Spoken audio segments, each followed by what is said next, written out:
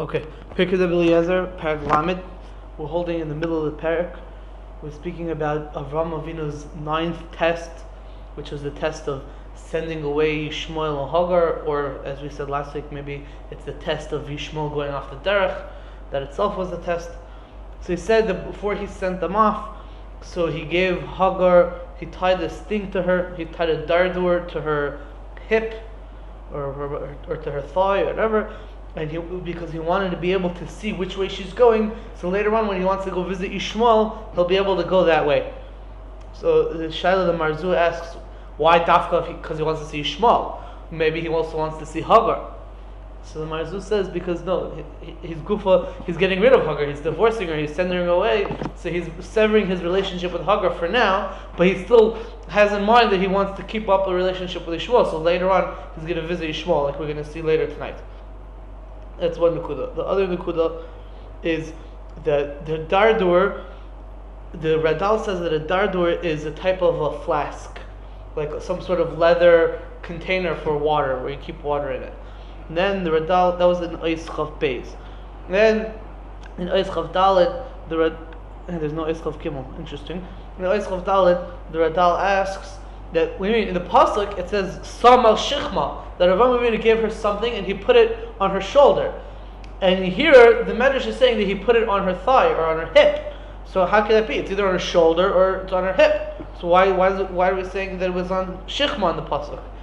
So the Radal answers that a dardur it's a big flask. It was so big that it went from her shoulder to her hip, or from her hip to her shoulder, whatever, and it filled up that whole space. So the Torah says that the top of it was on her shoulder, but here the Medrash is saying that the bottom of it is on her hip. That's what the Radal says. And I sort of looked up the Gemara that he brought down. The Gemara uses the word dardur to mean this type of container. The Gemara of Avodah Zarah Daf Lamed Beis Amud Aleph, and also again on Nun Tes Amud Beis. And in both places, Rashi says that a dardur is a small pitcher, liginin ketanim. So it's a little bit difficult to say the Radal's pshat, that it was so big that it went from her shoulder to her hip. Also, she was very short. Maybe she was very short. Maybe I don't know. But Rashi says that it's like a small container. So I don't know how that works with the Radal.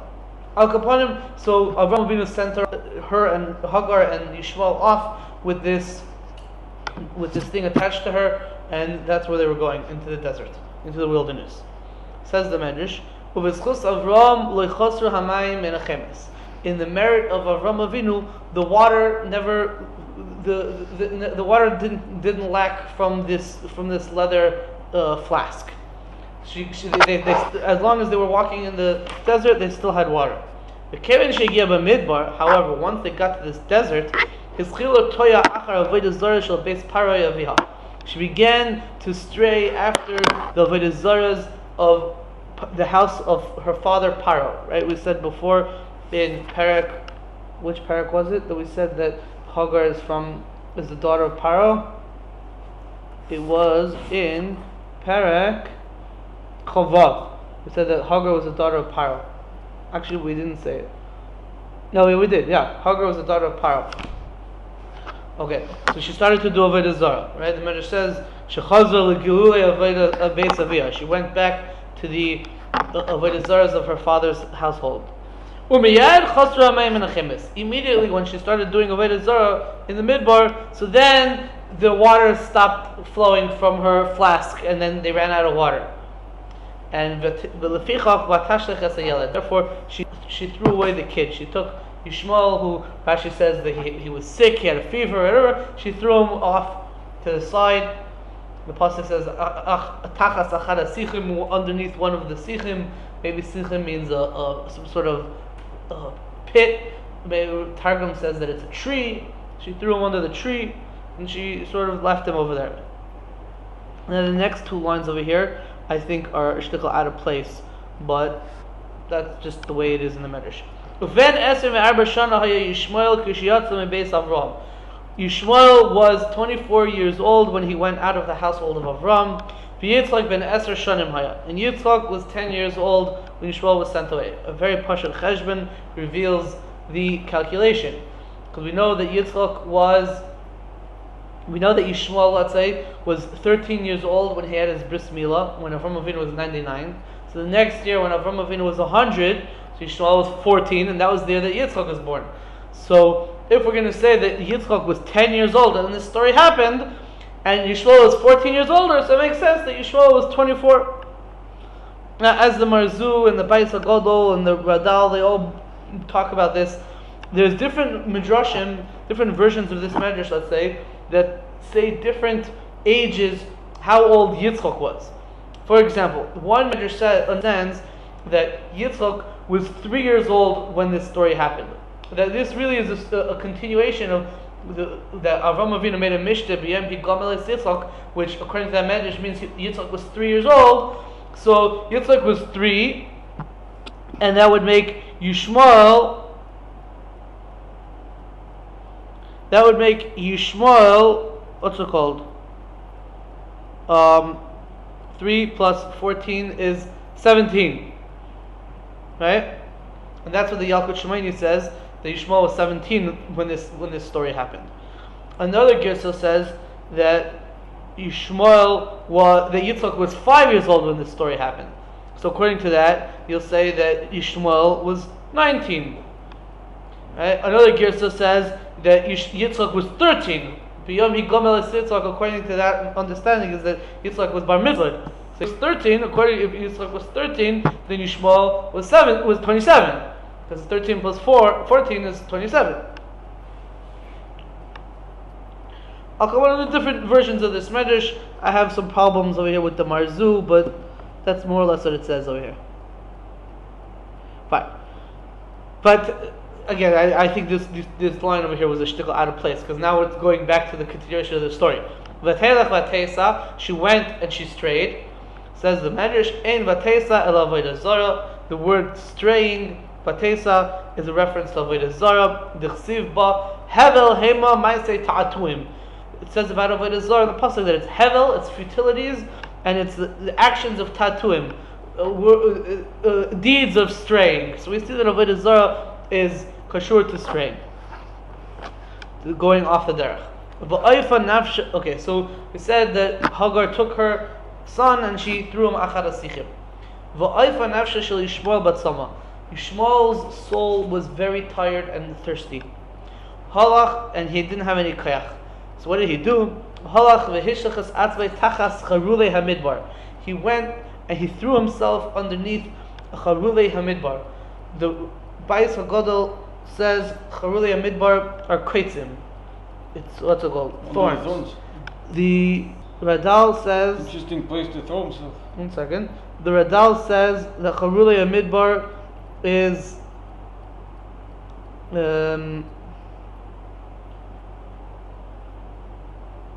something that has shade. Basically, the Ishmael he realized that he was out in the sun and he didn't have kayach, so he put himself under the way I understand it. I have to look this up, but I think that Charulei Midbar means cactus. Meaning it has koitzim, it's like thorns, whatever, but it's like a tree that has thorns that gives off shade also. So he went there for the shade, not for the thorns. He went there so that he can help rehabilitate himself. V'amar, and he said, Riboin ha'olamim, Master of the universes, im yesh lefanacha rotzein lahashkes mayim, if there's a will in front of you to to quench me with water, hashkini, then please give me something to drink so that my soul won't leave it for me because of thirst. Because the death of thirst is the most gruesome, is a very deviant, it's a weird type of death, and it's the most gruesome of all types of death. It's the worst type of death, the death of dying through thirst. The Radam is a slightly different girsa. That Yishmael said, if you want to kill me, so kill me, but not through thirst. Just let me die somehow else. Give me water and I'll die somehow else. Just don't let me die through thirst. Here it's saying sort of if you want to give me a drink, so give me a drink. If you don't want to give me a drink, at least do something else so that I won't die from thirst.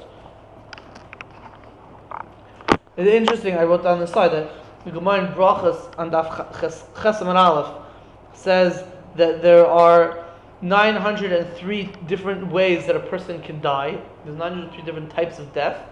And the Gemara says that the worst of those 903 types of death is askara. What is askara?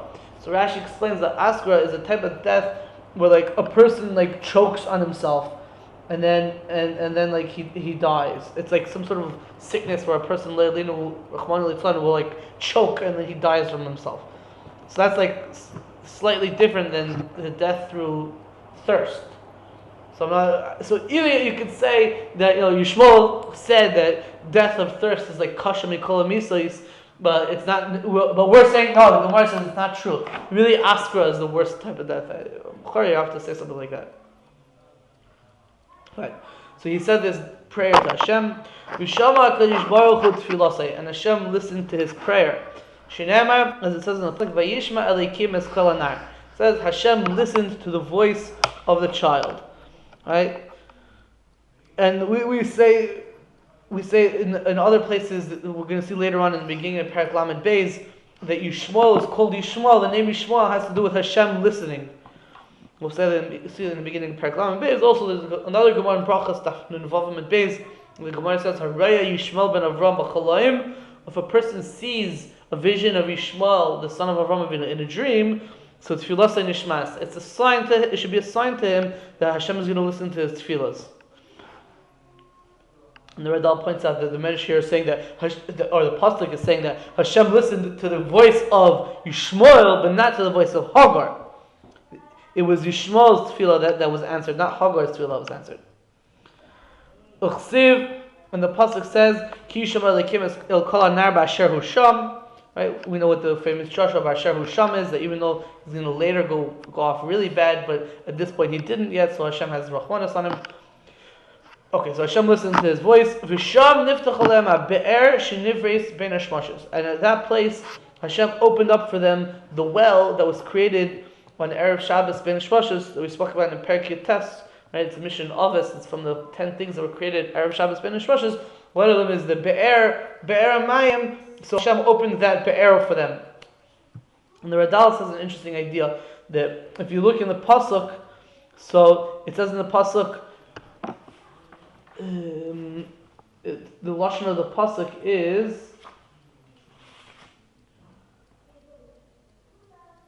Vayivkach Elikim eseineha vatera be'er moyim. Hashem opened her eyes, and she saw that there was a well of water. So the Radal says that you could say from this pasuk that really the well, the Be'er Mayim, was actually there the entire time. It's just that they didn't see it. They couldn't see it. So Hashem gave them a special ability to see it. Then she was able to see it. The Medrash doesn't say that Hashem made it come over there. It just said V'sham niftach alem, it opened up. But it was always there. Which is an interesting idea. That sometimes, like when a person is looking for something or looking for a certain siyata d'shmaya, so the emes is that it's really right in front of you. It's just that you need a certain siyata d'shmaya from Hashem to realize it. Like when you're looking for a lost object, and let's say you forgot it, and you're looking all over, and then you realize, oh wait, actually it was right here. For some reason I put it in my back pocket, but it was really, I had it with me the whole time. Right? So that's not a matter of finding it. That's just a matter of opening your eyes.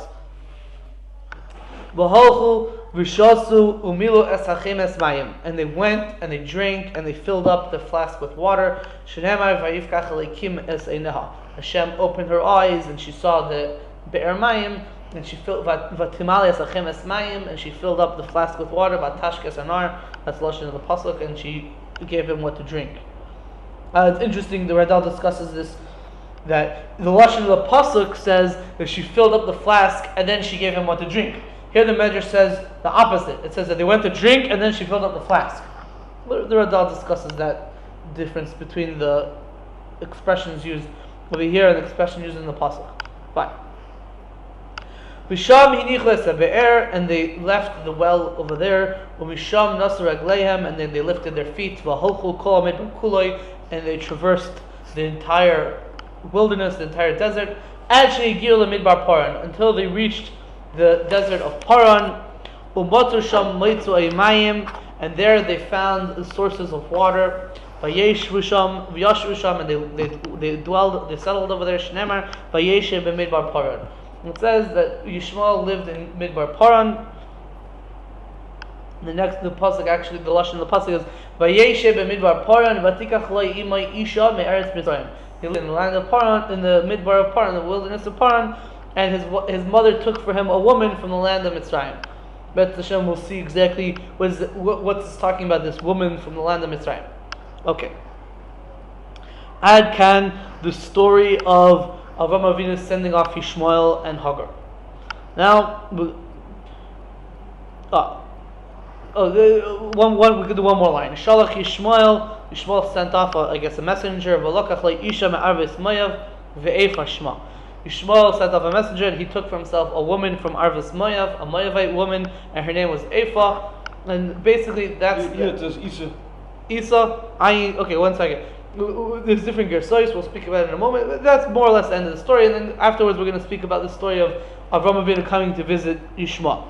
Okay, so what was the name of Ishmael's first wife? So I read Eifah. In your gersa it says Issa. It's done both. It has both. So there's a gersa of Eifah, Ayin Yud Pei Hey. There's a gersa of Issa, Ayin Yud either Samach Hey or Ayin Yud Sin Hey. There's another gersa in the Targum Yonasan that says Adisha, Ayin Dalad Yud Shin Hey. There's different gersas exactly what her name was. Was it Eifah, Aisha, Aisa, Adisha? Different names that could possibly have been. The Radal brings that the Sefer Yashar says that her name was Meriva, which is a shtickle significant in the hemshech of this story, to see that her name is actually going to fit her personality. Meriva means a person who fights, and it will see that it doesn't really. It will be congruent with who she was. But the Radal points out an interesting thing. He says, let's say go with our gears over here. That her name was Eifah. Right? Might already become a nation. This is right after her daughter's. Wait, we didn't say she was really from Moab. We said a woman from the plains of Moab. So it could be plains of Moab is a place. It's not necessarily a nation. You're right. I said a Moabite woman, but Lav Dafka is a Moabite woman. It could be just she's from that area, which will later become the area of Moab, just like from Jordan or whatever. Okay, so we said that her name was Eifah. So the Radal points out an interesting thing. Her name was Eifah. We're going to see in the end of Parshas Chayisara, when we talk about the children of Avraham Avinu and Keturah. So Avraham Avinu had 6 sons with Keturah, right?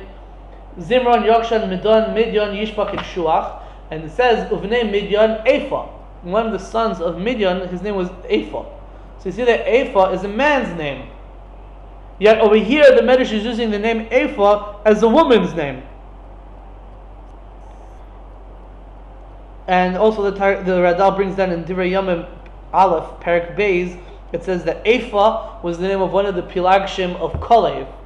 So you see again that Eifah is a woman's name. So it's a shtickle stira to Parshas Chayisara, where we said that Eifah was the son of Midyan, and it's a man's name. So the Radal says, okay, it's not so schwer, because we find certain names that it could be a name for a man and for a woman. Just off the top of my head, we have the name Yoina. There's men named Yoina. There's women named Yoina. Simcha. Right? There's men named Simcha. Women named Simcha. I think there's like some sort of minhag that if you name a man Simcha, you call him Simcha Bunim. He says B'nai Ismael, so I have a question on him then. It says B'nai Ismael. Maybe he means from the daughters who live in the place of my. Yeah. Here it says Me'ar Ismael. Like you just said. So Umaysa, there's an interesting Shalos Teshuvas Divrei Malkiel, Mechelik Gimel Siman Ayin Hey. The Shalos Teshuvas Divrei Malkiel from I believe it was the Rav of Lodge. I think it was the Rav of Lodge. The Divrei Malkiel writes the halacha that it's usher to use a man's name for a woman or a woman's name for a man. You have to give your kid either a man's name or a woman's name. You can't give them the opposite gender's name. Right? If you have a boy, you have to name him a boy's name. You can't give him a girl's name. If you have a girl, you have to name her a girl's name, not a boy's name. And it's an interesting thing. Rav Chaim Kanievsky, Shlita, in the Sefer Time of the Kra, in Parashas Kiseitze, so he brings down this Divrei Malkiel and he argues with it. he has a whole arichas to argue with it. He brings more than 100 places in Chazal and Tanakh where we find the same name that can be used for men and for women. So he says there's no such halacha that you could. I guess there are certain names, or that you could sometimes do it. Use a woman's name for a man, and he doesn't necessarily hold of that hakpada. Fine. Let's go. Let's see the story of Avraham Avinu coming to visit Yishmael. La'achar shalish shanim, after 3 years, halach Avraham lireis es Yishmael b'nai. Avraham Avinu went to see his son Yishmael. Why after 3 years? So the Radal has an interesting shtickle Torah. Right? We have a halacha called chezkas gimel shanim, that you have a person, let's call him a squatter, living on a property for 3 years, and then after 3 years, a guy comes and claims, "Hey, you're living on that's my house. That's not your house. It's really my house." So the halacha is the squatter has what's called a chezkas gimel shanim, right? The third paragraph of Basra. Chezkas gimel shanim has a zakah. After 3 years, we can assume that it's his, and we say that he gets it. Why? Because until 3 years, the Gemara says, until 3 years, a person is going to hold on to the document, the deed that said that he owns the house, that gives him the rights over it. After 3 years, a person is not going to hold on to the document so much anymore. So therefore, we say that until 3 years, if you don't have the document, then it's a taina on you. If you can't prove that it's your house, so then we can start discussing whose house it is. But after 3 years, it's not a taina on you anymore that you don't have the document, and we can assume that it's your house. So what's the Indian? So the Radal says that the Indian is that 3 years is a time of forgetfulness. And basically, he says that, we're going to see later on in Perek Lamed Beis, that after 3 years after Sarah died, so Yitzchak sort of got over the fact that she died. He sort of forgot about it, which is incidentally when Yitzchak married Rivka 3 years after. Al Kaponim, so this is after 3 years since Avraham Avinu sent off Ishmael and Hagar, so he sort of forgot like how bad Ishmael really was, and he sort of felt bad for him, so he wanted to go visit him. However, he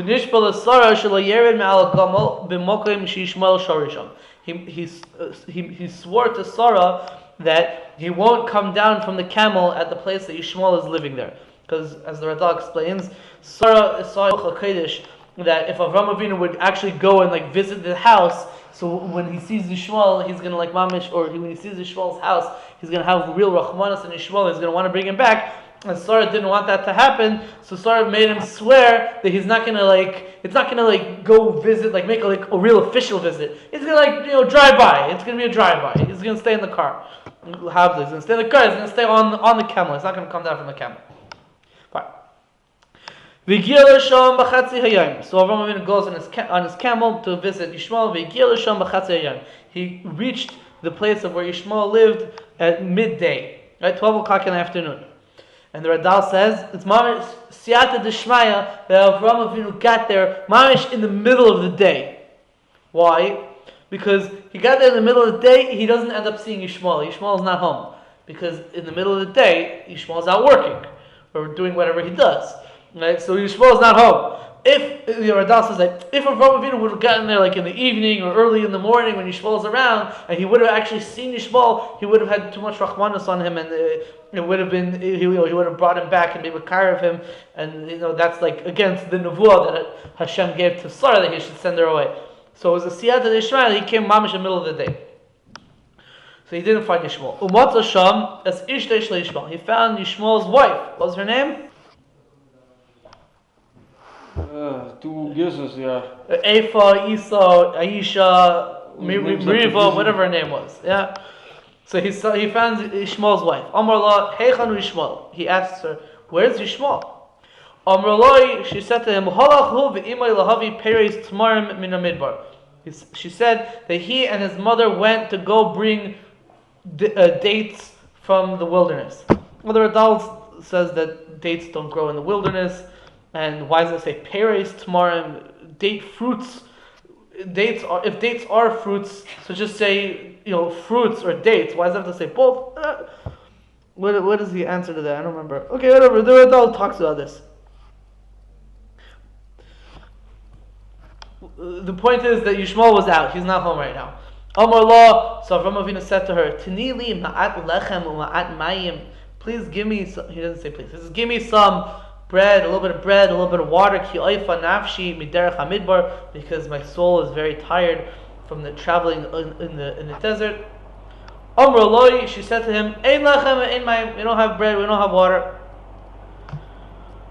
Amar Allah, so he said to her, Avraham said to her, Kishiyava Yishmael, when Yishmael comes back, Tagidi loy, tell him the following thing. V'amri loy, say over to him the following thing. V'amri loy, and you should say to him, that a certain old man came from the land of Canaan to see you. V'amar, and he said, Shesaf habayis ena toiva. The saf habayis, let's call it the support pillar of your house, it's not good. It's not good. It's not good. Like the doormat kind of, yeah? Yeah, no, the safa bayis is like, it's a pillar that sort of holds up the house. Oh, yeah, it wasn't like at the... No? At the entrance of the house. Maybe. Miftan. I know, the Radal says miftan. Because in the Pilegesh Begiva, you see that it says that she collapsed on the safa bayis and she was dead, right? Yeah, safa bayis means the entrance? Say for sure. Could be right. Safa bayis means the entrance. And what's a miftan? I don't know. Because by what's it called? By the Dagon, it says that the Dagon fell down and went to the miftan of the temple. I mean, it sounds like the floor. It sounds like the floor, like the entrance of the floor. I'm not sure exactly. You could be right. I think Safa Bayis, I think it's like the threshold of the house. So he said to her that it's not good. Grada in Sefer Yasher. So there the Girsa is that he says that it's not good, and you should get a new one. You should replace it. Here it doesn't. It just says it's not good. You have to look in your house also of the Isha Tanakh. Yeah. There I think it says that you should. In the English version, it says you should tell someone that your doormat isn't good. The doormat. Okay, fine. Okay. Or threshold maybe. When Yishmael came, he gidolay ishtay as a davar hazeh. His wife told him this thing that Avraham Avinu told her to tell him. So what happened? Shilcha. He sent her away. Obviously, I didn't have to say it, but obviously the miftan habayis or the saf habayis is a mashal for the lady of the house, as the Radal says, because the woman is usually the one who's motzui in the house. She's usually the one who's more in the house more often, so she more represents the house. So I'm saying that there's something wrong with the threshold of the house. And then Ishmael understood the hint that there's something wrong with the wife, so he divorced her and got rid of her. But Ishmael was smart. Yeah, Ishmael I guess was smart. Agav. Okay, whatever. Agav, I'll tell you this. Wait. Okay, there's a Gemara in the Mesechus Yivamis. The Gemara on Daf Ayin Zayin says, why we say Amayne v'lei Amaynis, Mayavi v'lei Mayavis. Right? The Isser of Loyavai Amayne Mayavi v'Kal Hashem is only a male Amayne Mayavi, not a female Amayne Mayavi. Why? So Gemara says because the pasuk says Al Davar Shalei Kidbos Chem Alechem Uvumayim Baderech V'Titzam Mitzrayim. The reason why they're also Lavoy B'Kal, not allowed to marry into the Jewish community, is because they didn't give bread and water to the Jews when they were coming out of Messiah. Moab and Ammon didn't bring the water. Right? So the Gemara says that the men and the women didn't do it, right? So why only is a male Ammoni and Moabi also, not a female Ammoni and Moabi also? So the Gemara says, no, because you wouldn't expect the women to come out and give bread and water. You would only expect it of the men. Because the women would say, Kol kavod bas melech pnima. The kavod of a woman is inside the house. Kol kavod bas melech pnima says that the kavod of a woman is inside the house. So we don't expect the female Amayim and Moavim to bring lechem and mayim. Only the males. The males didn't do it, so they're asur. The females, we didn't expect them to do it, so they're mutter. Yeah. So what do you see from this Gemara? So the Karen Eira in the Mesechus Yevamos Tachayin Zayin says, you see from this Gemara, the assumption is that Kol Kavod Bas Melech Pnima is not just by Jewish women, but it's also by Ammoni and Moabite women, right? Because they're not Jewish. We still didn't expect them to come out, like by the Muslim women, right? So like by the Muslim women. So you see that even Moabites, they're connected to the house; they're not expected to come out. So we hear if you understand that Ishmael's first wife was from Moab, so it mamish makes sense. he didn't let his wife out of the house. She's the staff habayis. She's the whole kveda bas melech pnima in a way. Interesting. And if point. if he's Ishmael, then it makes even more sense. Right.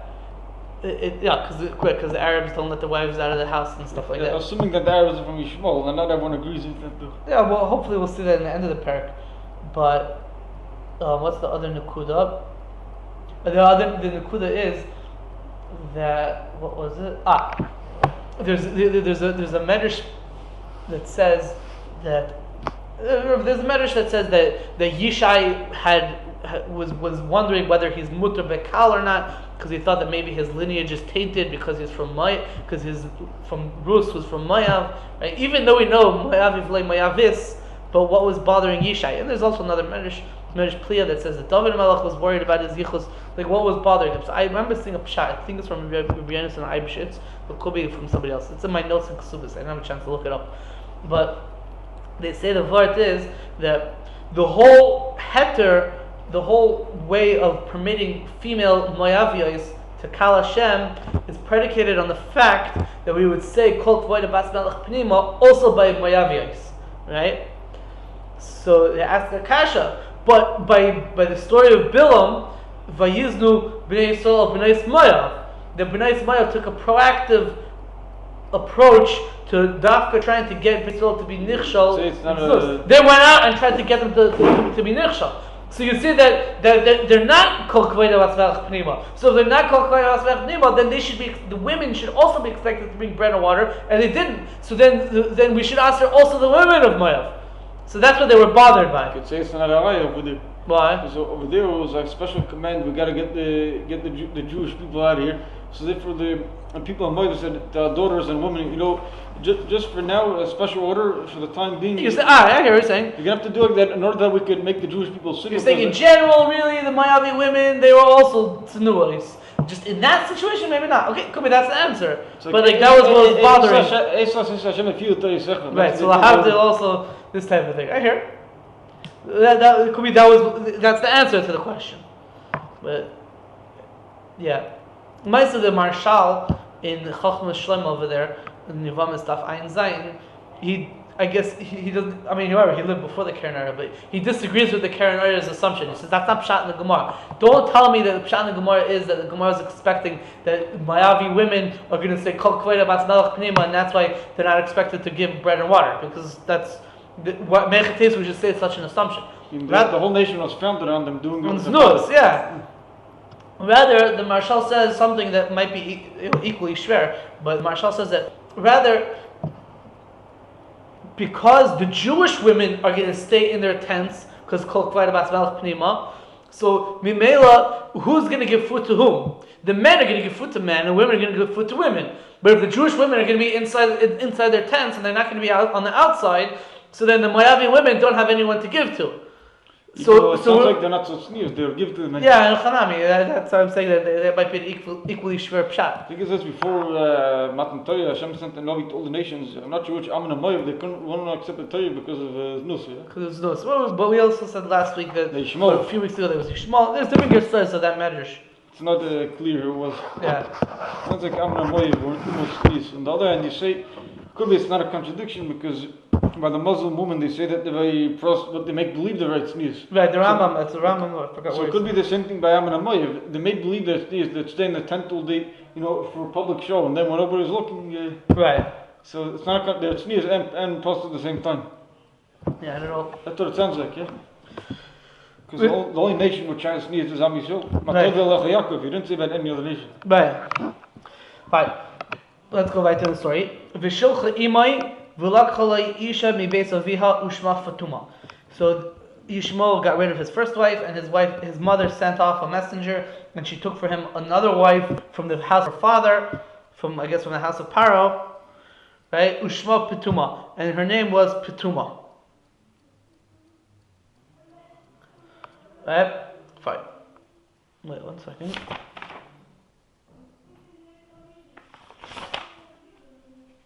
Yeah, her name was Fatumah, the second wife of Ishmael, and she was from Mitzrayim, right? Because we said the Hagar is from Mitzrayim, and the pasuk says, "Vatikach ima Isha me'eretz Mitzrayim." Pirkei Eliezer understood that pasuk is talking about this second wife of Ishmael, Fatumah, After another 3 years, Avram Avinu went again to see his son Ishmael. And again he swore to Sarah like the first time that he's not going to descend from the camel at the place where Ishmael is living. And he got there, he got there mamish in the middle of the day, again, Sata Ishmael. And he found again the wife of Ishmael. He said to her, Heichan hu Ishmael, where is Ishmael? She said to him, he and his mother went to feed the camels in the desert, in the wilderness. He said to her, give me a little bit of bread and a little bit of water, because my soul is very tired from the traveling on the road. She took out some bread and water and she gave it to him. Avram Avinu got up and he prayed in front of Hashem about his son. And the house of Ishmael was filled with all good from different types of blessings. It's an interesting expression. Mikol toiv mimina brachos, which we also had this expression earlier. I mean, actually it's later, but we did this last year in Pirkei Mem Beis when we talk about Kriyas Yamsuf, which happens to be what we read this morning in Parsha. So it has some kesher. Alright? Fine. When Ishmael came, his wife told him this. What did she tell him?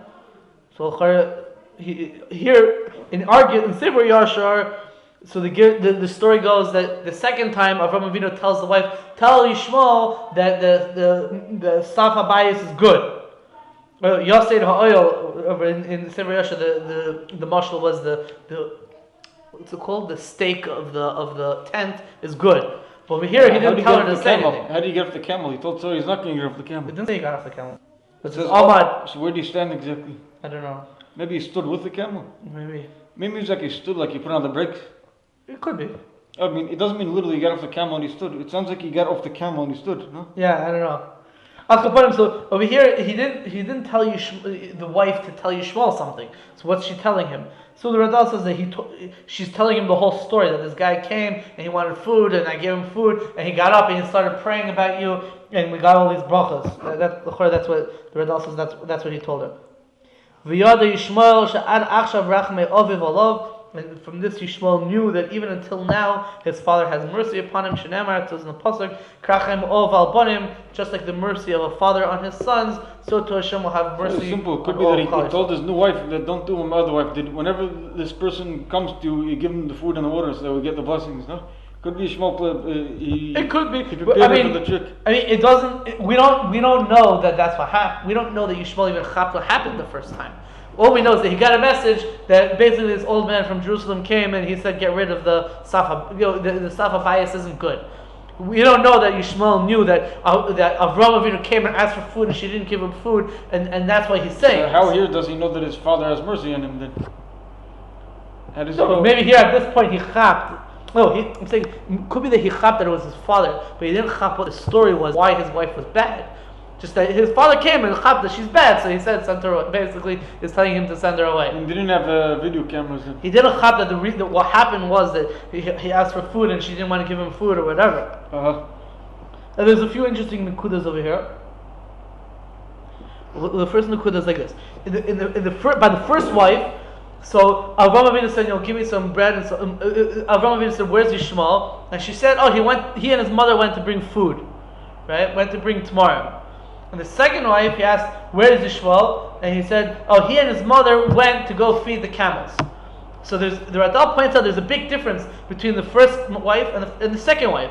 The first wife, Ishmael was so poor that he and his mother had to go out and find food. They had to go find wild dates to eat. And the second one, they were so rich that they had their own camels and they were great. They went out to feed their camels. They had money.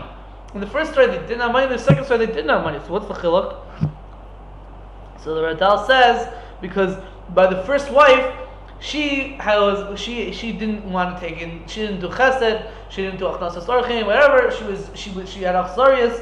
So therefore, they didn't have a special bracha in their house. So they were so poor that Yishmael and his mother had to go out to find food. By the second wife, who was a better wife, so the house had a special bracha that they were more matzliach. Ishmael even had camels, and he went out and he was feeding his camels. He wasn't going out to get food for himself. He had food for himself.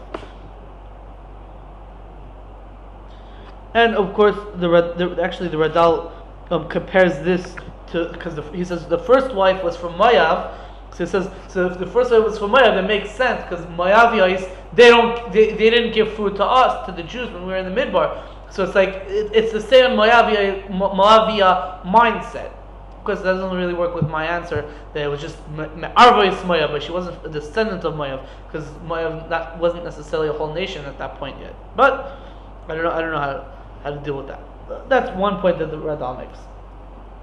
Another point that the Radal makes is like this. What were the two names of Yishmael's wives? The first one was named Eifah or Adisha or Aisha. And the second one was named Fatumah, which happens to be that the name Fatumah or Fatimah actually is a very common Arabic name. Fatimah, it's a common name. Aisha, which was one of the Girsas of the first wife of Yishmael, is also a very common Arabic name, Aisha. And the Radal points out, actually the Radal only points this out about the second Nukuda, but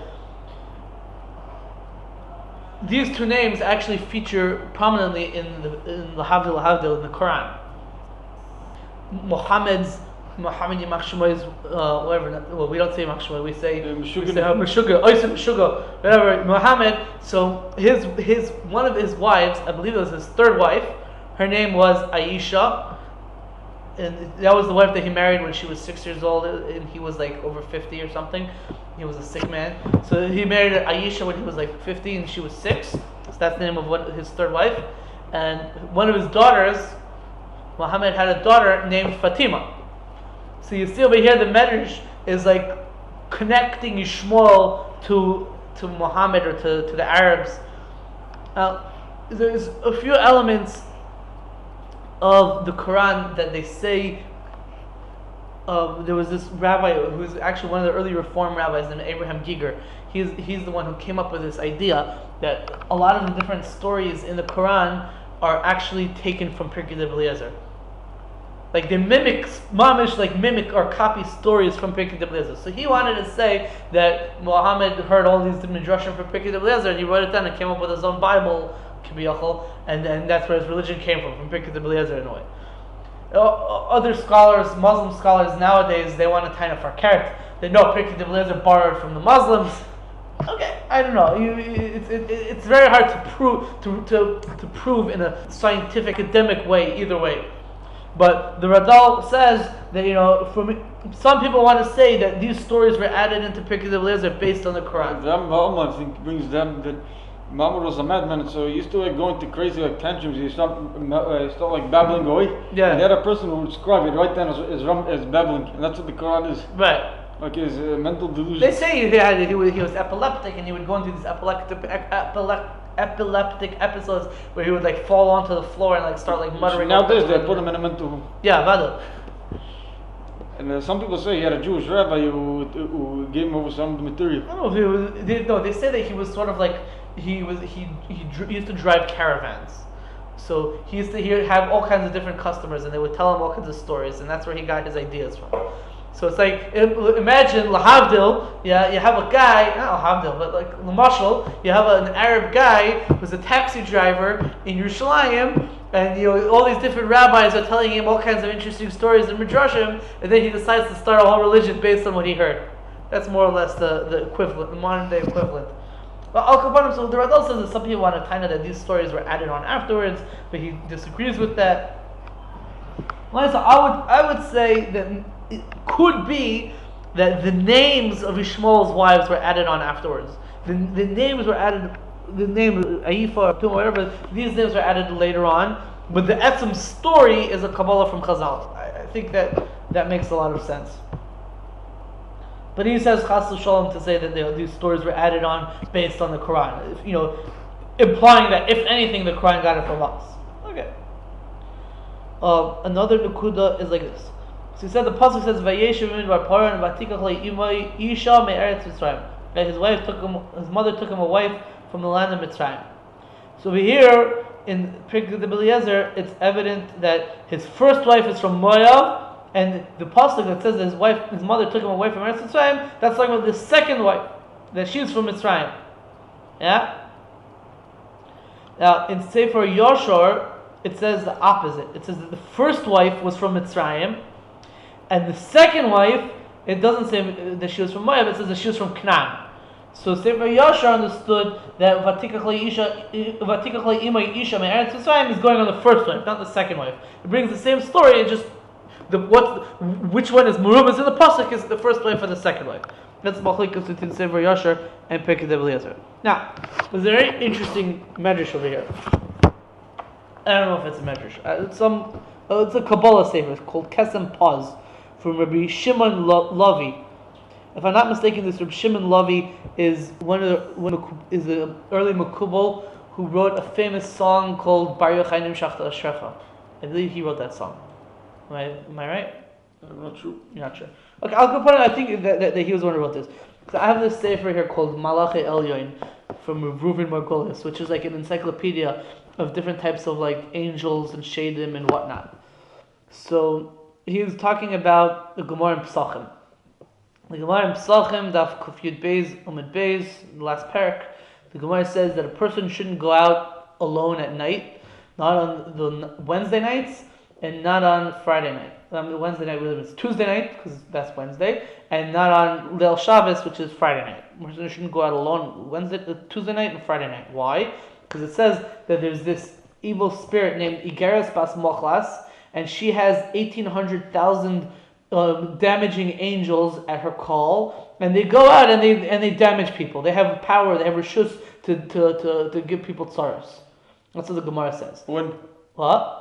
If you go out at night alone on a Tuesday night or a Friday night. I thought they said nowadays these things don't operate anymore. Okay, 1 second. So the Gemara says, there's a whole hamshach in the Gemara and the place can talk about all these different things. So if you don't worry about it, it doesn't affect you. That's another thing that they say. I'll put them, the Gemara says like this. The Gemara says, Mikara habushchichi kulo yirima. Really, in the beginning, this Iggeret bas Machalat, she and her dominions would go out and damage people every night, every day of the week. But what happened was one time she went out and she was gonna go damage this guy. And who was it? Reb Chanina ben Dosa. Now you don't. The Gemara says in brachas, you don't mess with Reb Chanina ben Dosa. Pesachim brings this down, yeah. What? Arvei Pesachim brings this down. Yeah, Gemara Arvei Pesachim. Oh, remember we went to them. So she goes to Reb Chanina ben Dosa and she says to Reb Chanina ben Dosa, if you weren't the guy that they're calling about him in Shemayim, announcing in Shemayim that he's a big Talmid Chacham and you be careful from his Torah and from his powers, I would come and damage you and you'd be in Sakana. That's what she said to him. And he said to him, if I'm so chashem in Shemayim, then I'm going to make a gzera that you should never come to where people are anymore. And she says to him, no, please, I beg of you, give me at least some space, like I can go out where people are around or whatever. So he says, okay, fine. Tuesday night and Friday night, I'll let you go out, but the rest of the week you're not allowed to go out and damage people. That's in the Gemara. This a bit of the exchange between this lady, I guess she's some sort of shade named Iggeret bas Machalat and Reb Chanina ben Dosa. Why did he give her even 2 nights? Okay, I don't know. But there's a lot of things you can ask about this. That's the Gemara in Pesachim. Now, this Reb Shimon Lavi, it's brought in the Sefer Malachi Elyon on page Reish Daled. He brings like this. He says, I'll read you the Lashon. Should I read you the Lashon? Yeah, why not? Matzasi Kasuf, I found that it's written, Ki Chacham Echad b'Chachmas HaKishuf Yotz me'eretz Mitzrayim lehispeidet b'midbar. There was once a wise man who was well versed in the Chachmas HaKishuf, in the Chachma of witchcraft.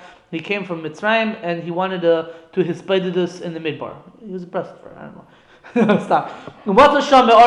And he found a cave.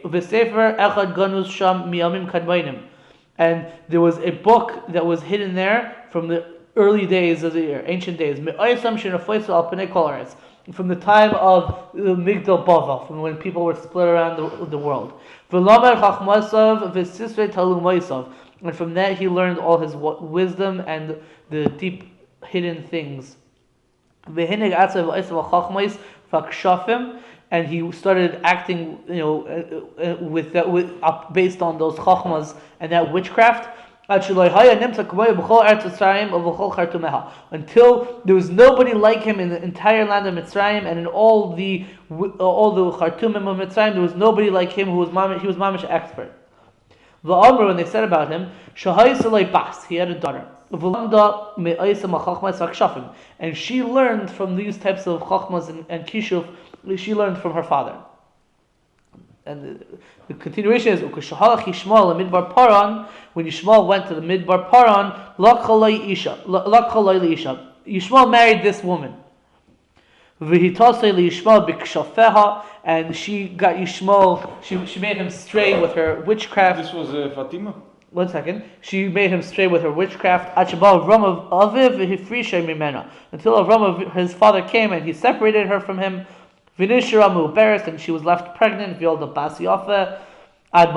she gave birth to a very beautiful daughter. And they said, in that desert there was a guy, a certain shade. There was a certain shade whose name was Agar Siel. And he was drawn to that daughter. And he impregnated her, and she gave birth to another daughter. Iggeret. And her mother, Machalat, who was the daughter of Ishmael, she called the name of this daughter Iggeret, Al Shem Hashade Aviha, as after the name of her father, who was that shade, whose name was Agar Siel, Aleph Gimel Reish Taf Yud Aleph. So Yud Aleph Lamed. So she named her daughter from that shade Iggeret. V'zohi Iggeret bas Machalat bas Ishmael. That's referring to this woman named, this powerful shade named Iggeret bas Machalat bas Ishmael. Shekama revoves malchi chavala hochim l'raglah. That hundreds of thousands of damaging angels follow her feet, meaning they listen to her command. Okay, that's the story. Agav, the pasuk talks about someone named Machalat bas Ishmael who married Issa. But here it's saying that this lady Machalat bas Ishmael was the daughter of Ishmael. She ended up being impregnated by this shade, and she had a daughter who was like this powerful shade commander or whatever. The daughter wasn't the human daughter then? She wasn't a human. No, she was like from the Malachi Chaval, like some sort of shade or something like that. Al Capone, the point is that from this thing, from Shimon Lavi in Kesem Paz, I don't know where he gets it from, but Al Capone, what you see from it is that Yishmael's first wife was the one from Mitzrayim, like Sefer Yashar, which is interesting, and she's the one that Avraham Avinu had separate from her. It's interesting. Stop. Not like Pirkei Eliezer, more like Sefer Yashar, that the first wife was the one from Mitzrayim, and that's the one that Avraham Avinu separated, made him separate from. Fine. Let's go weiter, yeah?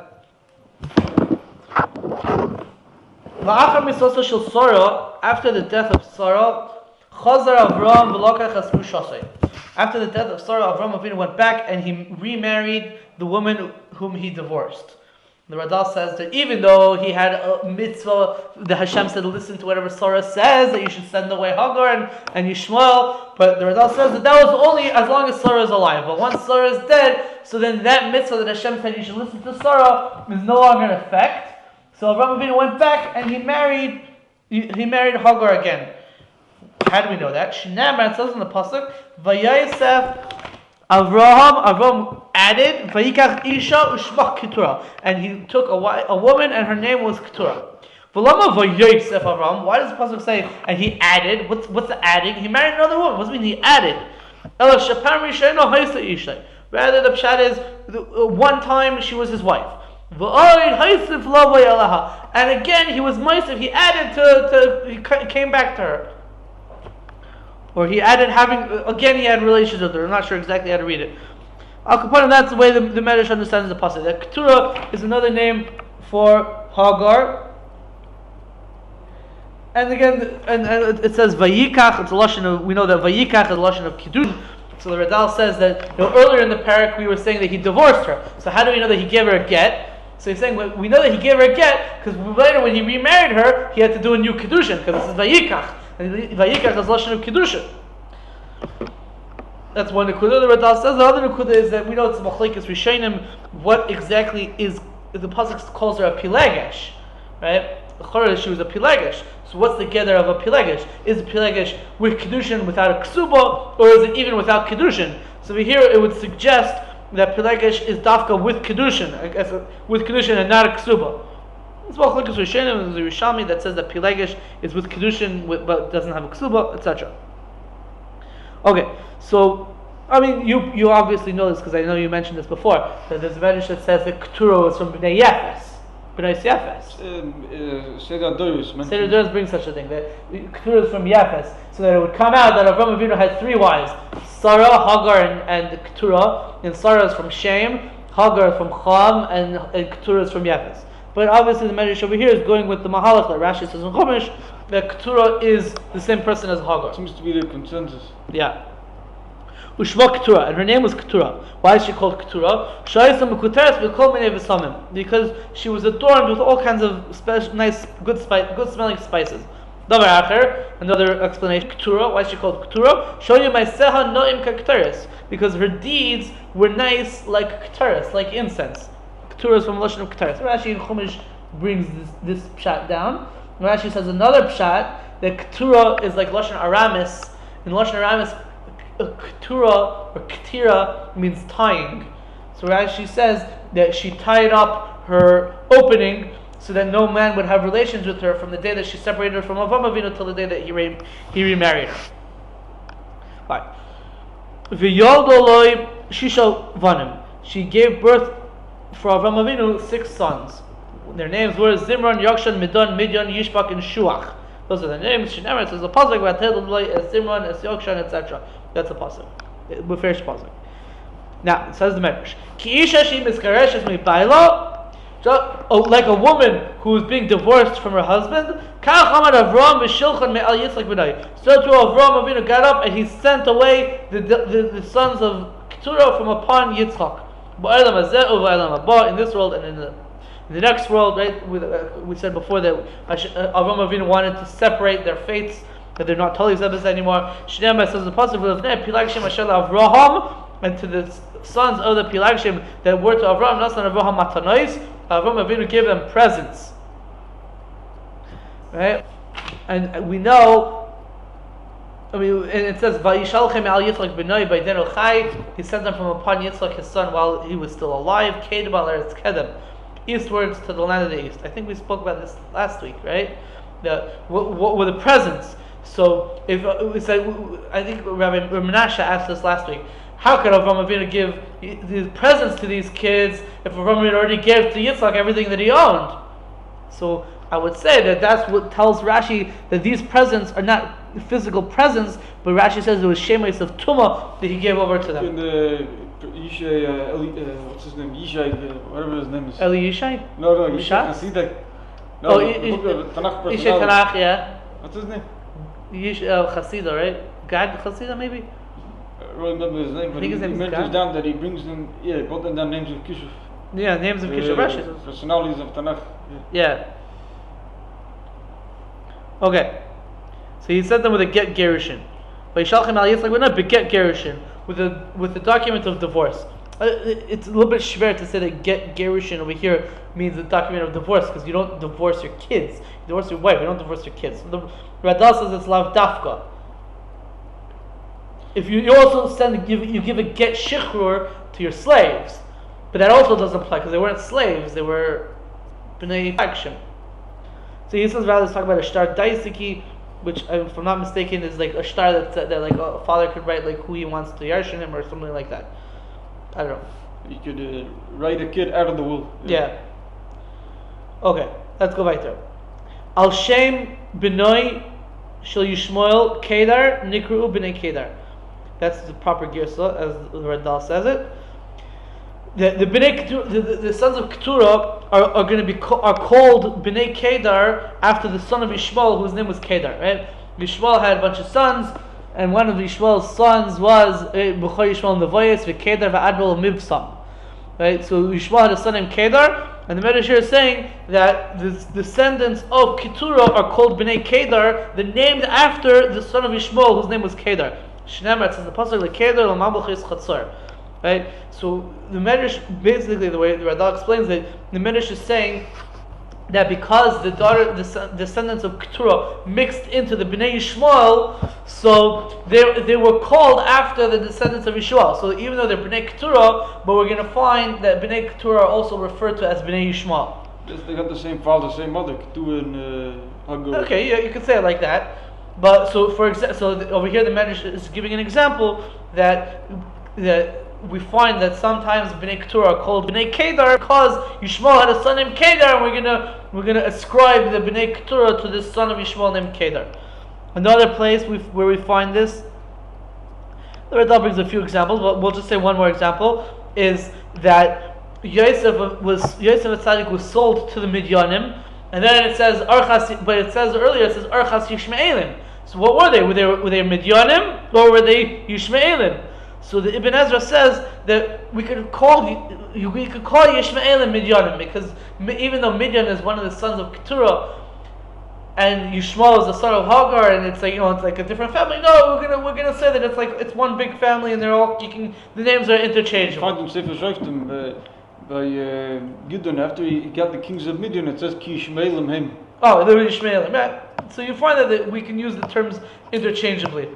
But about Yosef, some people say that literally Ishmael and Midyanim. There are different nations. There's Midyanim, Midanim, because we know that Avraham had a son named Midan and Midyan, different sons of Ishmael, of Keturah. So yeah, there's different, but the Ibn Ezra says that it's all one. You're right. There's a whole story that he was sold by this, and then they sold him to this. I don't remember exactly the whole the order, but you're right. There is such a Machalat in the Rishonim. Fine. So how do we know it's talking about Bnei Keturah? Because it says Mamluchis Chatzor, and the Radha says that Chatzor are people that lived in Arabia. Okay, fine. This idea that Bnei Keturah got mixed into Bnei Yishmael actually has an interesting nafkamina halacha l'maisa. Halacha l'maisa. The Gemara in Sanhedrin Daf Nun Tes Amid Beis. The Gemara is mavur that there's a chiyuv bris milah on Bnei Keturah. That's mavur. Now there's different ways in the Rishonim of how to exactly understand what the Gemara means. Rashi explains that because Avraham Avinu got the mitzvah of bris milah before he had the sons of Keturah, so Hashem told him that all of your kids you have to give them a bris. So Yishmael, who was born beforehand, Hashem gave him like a special commandment to give Yishmael a bris because he's like he was from before the commandment. But afterwards, everyone who's born to Avraham Avinu needs a bris. So Yitzchak gets a bris because he was born to Avraham Avinu afterwards. Bnei Keturah, the 6 sons that Keturah gave birth to for Avraham Avinu, so Avraham Avinu was buchet to give them a bris because they're sons of Avraham Avinu. But Rashi understands that the descendants of the Bnei Keturah, Avraham Avinu's grandkids and great grandkids, whatever, they don't need a bris. It was just his literal sons, not his descendants. That's Rashi's shita. Tesis Urash Mesachas Sanhedrin understands that no, all the Bnei Keturah, all their descendants, they all are chayiv in the midst of bris milah, but the limitation is that it was only until Matan Torah. From Matan Torah and onwards, the midst of bris milah is only for Bnei Israel and not for Bnei Keturah. That's Tesis Urash. The Rambam understands he understands it. No, Bnei Keturah are chayiv in the midst of bris milah forever. All of them forever. Not only that, the Rambam Hilchos Melachim Pirkei Halacha Zayin Halacha Ches. Then it takes it a step further. He says, and nowadays that the Bnei Keturah got all mixed up with the Bnei Ishmael, so they're all chayiv in bris milah. Famous Rambam, that they're all Bnei Keturah and Bnei Ishmael, all of them are chayiv in the midst of bris milah. That's what Rambam says. And he says, ve'eino nergen olav. Ve'eino nergen olav. The shaila is, what does it mean, ein nergen olav? There's a big shaila, you know this, the raid. There's a big Shagas Aryeh Simon Mem test about this. The Rambam, what does it mean, ein nergen olav? Does it mean that let's say you find a person who's vadei from Bnei Keturah and they don't do bris milah. So they're mechuyev to do it, but if they don't do it, they don't get killed for not doing it. You usually mitzvahs b'nei noach. If you don't mekayim the mitzvahs b'nei noach, you get killed. But this mitzvah, they don't get killed.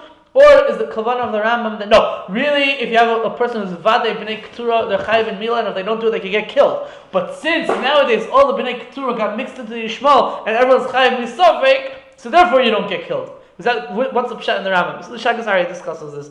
It's an interesting raid. Al Koponim, so maybe that's why the Arabs have a Messiah. Maybe they're b'nei keturah, the b'nei Ishmael, whatever it is. But that's why they do bris milah, because that's that's the halacha. All the Muslims, even if they're not Arabs, they do it. All the Muslims, yeah. Even if a European becomes a Muslim, will do it. But we know that the Muslims come from Arabs. No, because like the Iranians are not Arabs. Right, they're Turkish. And the Iranians are actually Aryan. Yeah, the Pakistanis. The name Iran is like Aryan, whatever. But yeah, they're related to the Russians, I think, the Iranians. Yeah, and the Pakistanis are for sure not Arabs. The Afghan are not Arabs. Right, they're like Indian or something, you know. It's a mixture of different nations of Bnei Yefes, I think. All the stands are Yefes. Every nation has a stand at the end. Yeah. I think Bnei Tugam or different nations. Okay, weiter. V'kedma, one of the sons of Keturah. One of the sons of Keturah was Kedma. No, one of the sons of Ishmael was Kedma, right? B'chei Ishmael nevayas Keturah advel mivsam u'mishma v'duma u'masal chadad v'sema yitur nafish v'Kedma. The last son of Ishmael is named Kedma. The Kedma dikru v'nei Kedem. The descendants of Kedma are called Bnei Kedem. Shnemar says the pasuk Eila Bnei Kedem. Now you go find a pasuk that says Eila Bnei Kedem. There's no such pasuk, and the Radal discusses that. Fine. Al Shem. Now it says the Medrash. Al Shem sheyashu b'chuzas Kayin nikru Bnei Kayin. Because the descendants of Ishmael lived in the property of Kayin, therefore they are called sons of Kayin. Where do we get that from? V'chever hakeni nifrad mikayin. Chever, the Canaanite, he separated himself from Kayin, and he was living in a tent, and he had a deal with Yovin Melech Canaan. And when Sisera was running away from the war, he found what he thought he would be finding refuge in the tent of Yael Eishes Chever Keni, because the Canaan were separated. And Chever is a Keni. That's why, as we read this morning in Haftarah. He found the refugee at the peg of the tent. Found the refugee inside. So he did find the refugee. What? Yeah, he found. Yeah. It's a good refugee, no? Yeah. So for some reason, and I don't know exactly why, but for some reason, the Medrash is assuming that Chever HaKeni is a descendant of Ishmael. I thought they'd also been a Yisrael, I think. Yeah, I'm saying Chazal other places tell us that Keni is another name for Yisrael. But Yisrael comes from Midian, and Midian mixed into Ishmael, so it makes sense. Maybe that's the part. So you kind of steal. I didn't think about that. Okay, fine. You're right. You're probably right. I came up with the whole shtickle Torah because I decided that the pshat is because Yael lived in a tent, she didn't live in a house, and we know that Oyale Kedar is the people from Kedar, which are Bnei Yishmael, whatever, they live in tents. So I wanted to say some shtickle Torah like that. But you're probably right. That Keni is Yisrael, and Yisrael is from Midian, and therefore Chaver Keni is from Midian. It's interesting that Talmud Yerushalmi, the Bnei Chum in Parshas Noach. Yeah. So he says that Bnei Kush he says as Aravim. Oh, so it sounds like Kushim are called Aravim, which are literally Bnei Chum. So Aravim existed way before Yishmael, according to that. It could be. And they lived like in we said that Avraham Avinu, when in the beginning of Parshas Vayera, he saw when the three angels came to visit him, so he thought that they were Aravim, and that's why he wanted them to wash their feet, because Aravim worship the dust. I believe that's the Lashon of Rashi. Rashi says Kosover Shem Aravim Shemishachim LaAvak Ragleim. So it sounds like it's Bnei Kush. Bnei Kush, I don't know. According to Talmud Yerushalmi, and the Bnei Ishmael, probably, you said in your book that Ishmael went to Arabia, right? Right. So it sounds like Ishmael and Bnei Keturah mixed in with the Arabs. With Arabs. And because Ishmael is a special bracha, they have a lot of descendants, they became the royalty, probably, no? Maybe. And they became the dominant. Yeah, because Kush didn't have a bracha like that. Right. So Ishmael, they became they outnumbered them and they mixed in with them, so they're all called Arabs, even if they're not from Ishmael. Yeah, but I also read in the book that Kush went out to Africa, so you have to know. Could be that the family got mixed up. I mean, yeah. I would say broken up. like one, Cush had probably many sons, no? Yeah. So some went to Ethiopia probably, which is Cush. Some went, became Arabs, they traveled around, and some went to other places, no? Yeah, I don't know. Probably they broke up. So the Medrash is saying over here that the descendants of Ishmael are called Kayin because they lived in the area of Kayin. Where is that? Says the Medrash. Didn't all the descendants of Kayin, weren't they nifredu b'dar hamabul? Weren't they destroyed in the dar hamabul? That's what the Yabitz explains the word nifredu. Radal is different. Gets nichrasu b'dar hamabul. Alpi Rabbeinu b'chayim parshas Balak. They were just cut off in the dar hamabul. So we're talking about bnei Kayin, Kaini, different mekayin. Ella Hashem sheyashu b'chuzas Kayin nikru bnei Kayin, because they lived in the land of Kayin, they're called bnei Kayin. The Shemar, it says in the pasuk in Parshas Balak, this is the nevuah of Bilam, ki im yeh lavoyer Kayin, because Kayin is going to come to destroy. Alma Ashur tishbeka, until how much are they going to capture Ashur? So you see that the assumption here is that Yishmael is going to capture Ashur, and here the pasuk is using the word Kayin to refer to Yishmael, even though we know it's not literally Kayin, because Kayin and all his descendants were wiped out in the Mabul, right? So it has to be, for some reason, we're going to call Ishmael-Kayin. Why do we call Ishmael-Kayin? It must be because they lived in the place of Kayin. So Kayin was by Saudi Arabia then? That's what it seems to be saying. The Radal says that it brings from a few Zayars, that it's before in the Zayar and a few places that the Canaan took certain parts of like the neshamas of Kayin. I don't know all these things in Kabbalah, but like they have some sort of Kabbalistic kesher to Kayin, not necessarily a geographic kesher to Kayin. Fine, let's go back there. Ashur mizarei shel Yishmael. Ashur was a descendant of Ishmael. Here miyashbizu mamlechais Ashur. They're gonna take over and settle the land, the kingdom of Ashur. That doesn't make any sense whatsoever, because we know that Ashur is one of the sons of Shem. Right? There's a different Ashur. Could be a few Ashurs, no? It could be, but Pashtus it doesn't make sense. So the way the Radal reads it is that basically he takes out the first word Ashur. Take out the first word Ashur. Let's read it again. Mizarei shel Yishmael, from the descendants of Ishmael, they're going to uproot the kingdom of Ashur. The descendants of Ishmael are going to uproot the kingdom of Ashur, and that is a nevuah. It's like in Iraq, yeah. That is a nevuah that the Pirkei of Eliezer is saying that was taken in the sky. Right? Iraq. He actually mentions that the caliphate started in Baghdad.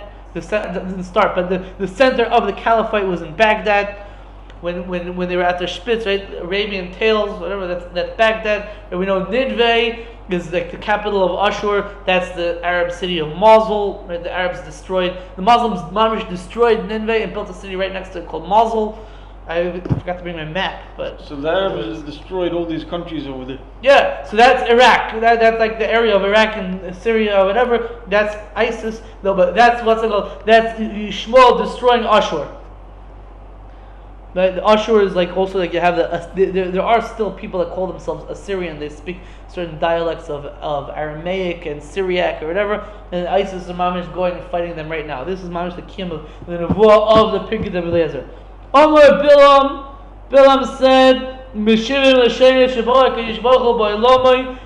from all the 70 nations, that literally means languages, but it means the nations, all the 70 nations that HaKadosh Baruch Hu created in His world, Loi Sam Shemai Ella LiYisrael ULiYishmael. That's the gift of the Radal, Al Pi Rabbeinu B'chai.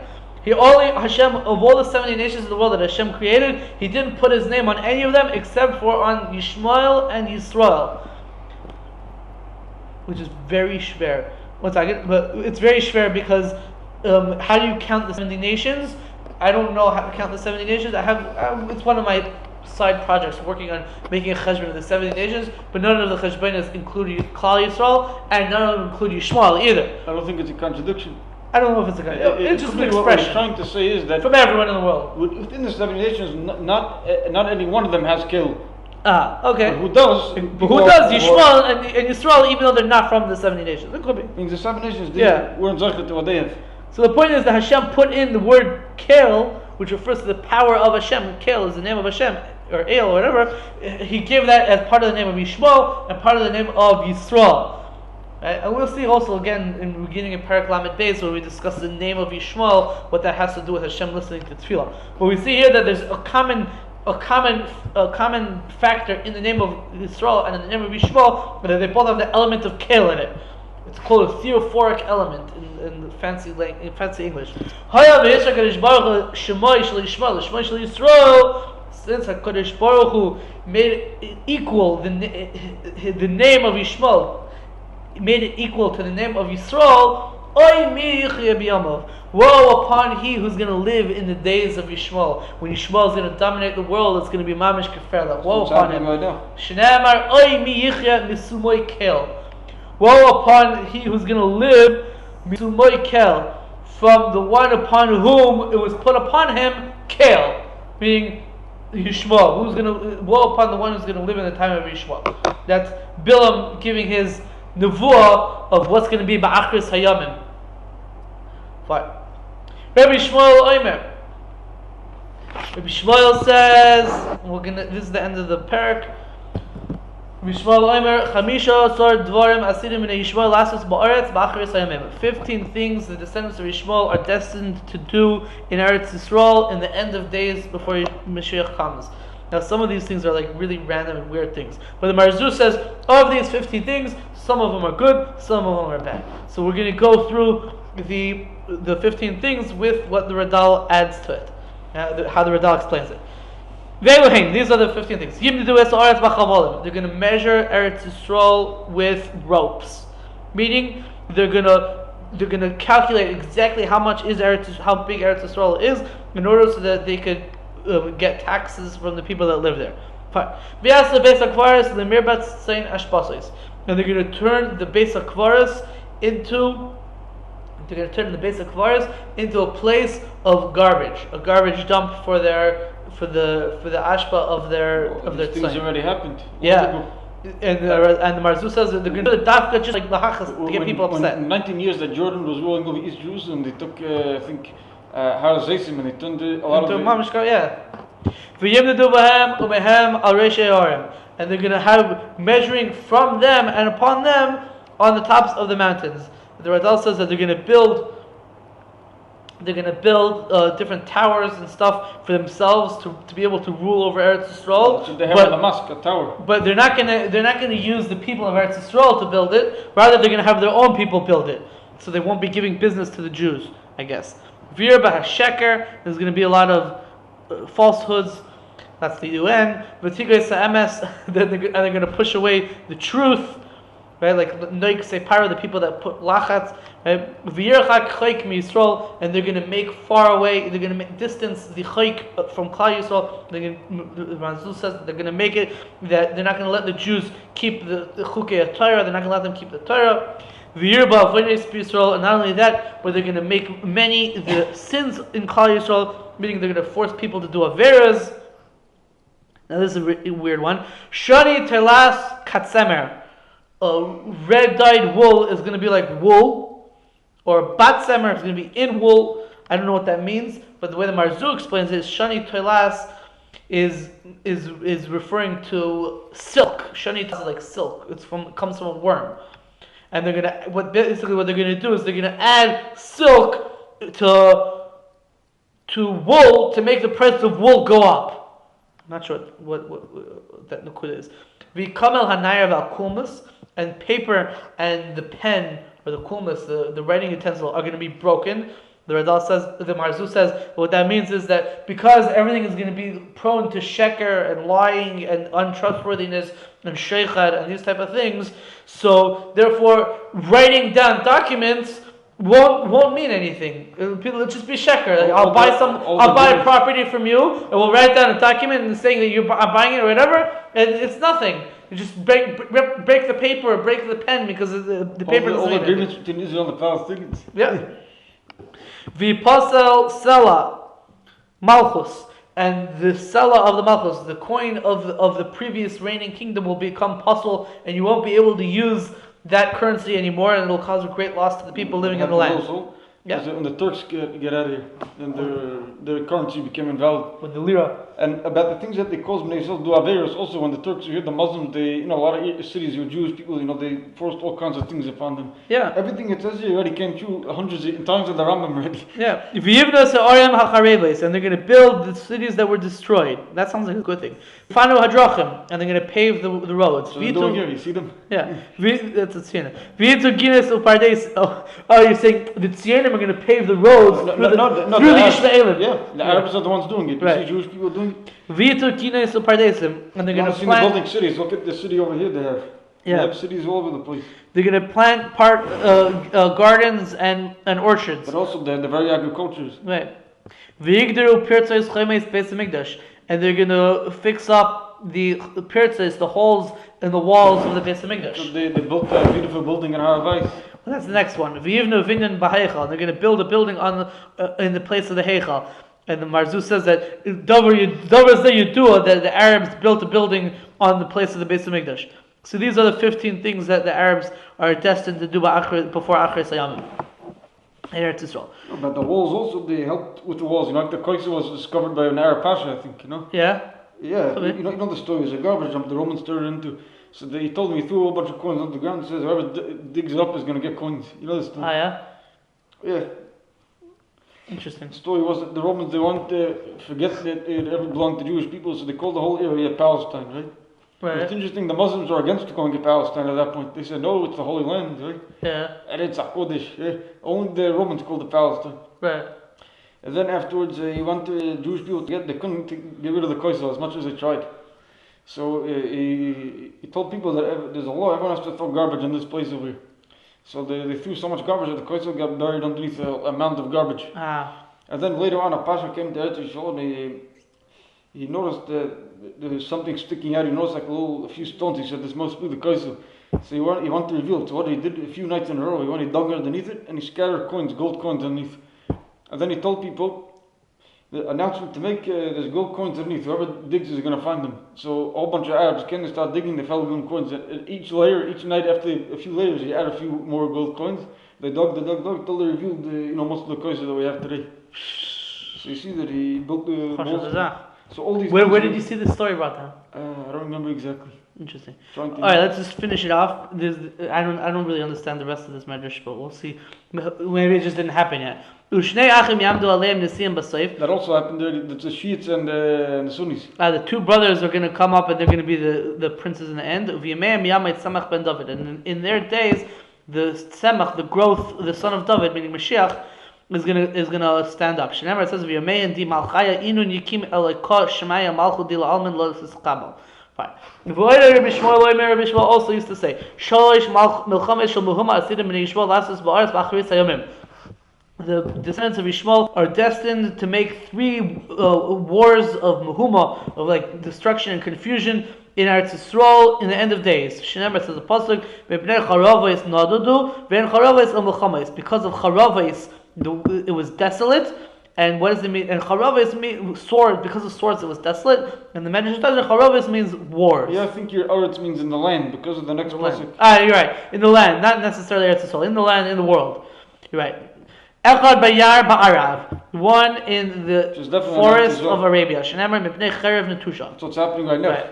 Ve'echad bayam, one in the sea. Shneimar mipnei keshes trucha. That's what's going to happen when they try to break the Israeli blockade of Gaza. When there's going to be a war in the sea with the navy. The Echad bekrach gadol sheberoimi shu koved mishneim, and one is going to be in the great walled city of Rome, which is going to be the heaviest of more heavy than those Rome wars. In Europe right now they're fighting the Muslims and the Christians. Yeah. Crazy. Shinema, and says the pasuk koved milchama, because of the seriousness of the gravity of the war. Misham ben David Yitzchak, and from that ben David Mashiach is going to grow. V'yira ba'abdan shel elu ve'elu, and he's going to see the destruction of these and those. U'misham yaver Eretz Yisrael, and from there he's going to come to Eretz Yisrael. Shinema, it says in the pasuk, Mi zeh ba mi Edom chomet v'ragad mi Basra. Who is this coming from the land of Edom? The one with the silk clothes from Basra. Zeh hador bilvushay. This one who's glorified in his clothing. Tzaya b'rev kaychay. Ani medaber b'tztoko. Ani medaber b'tztoko. Rav lahishya. It is, I am speaking to you with tzedakah, with righteousness, and there's going to be a lot of salvation. So what's that soya over here? Soya, I don't know. I didn't touch it because I don't remember exactly how it fits in. Chazal understand that this pasuk is talking about the Satan, but the Medrash over here is explaining that it's talking about Ben David. Mashiach is going to come from after the destruction of Rome. He's going to come and he's going to bring about Elisha. They already had that word. See. May all of this happen speedily and in our days, and we should be saved from Chelei Mashiach, and we should be zeicha to see the Bin and Beis Medrash from here. I mean, the word sea happened already because when you had the war between the Turks, the flotilla. No, in the First World War, and the Turks were fighting the Russians. There's a lot of wars at the sea also in the navy between the Turks and the Russians. Yeah, and the Russians are representing Issa and the Turks are Ishmael, even though they're not from the descendants, but the Christians are called Issa and Ishmael, and the Arab and the Muslims are called Ishmael. Oh, like what we said from the Barbanel in Pirkei Ches. Yeah. Remember we said that? They had a war at sea in the First World War. They had a massive navy war. You know that the Russians and the Turks. The Crimean War. Or is that something else? I don't know. I'm not sure, but they're trying to take over Eretz Yisrael for the Turks. None of them won it, and then the English people get it. But they had a big war between land and at sea. Okay. So I would say that all this came true already. Oh, Baruch Hashem. So now we're just waiting for the last part.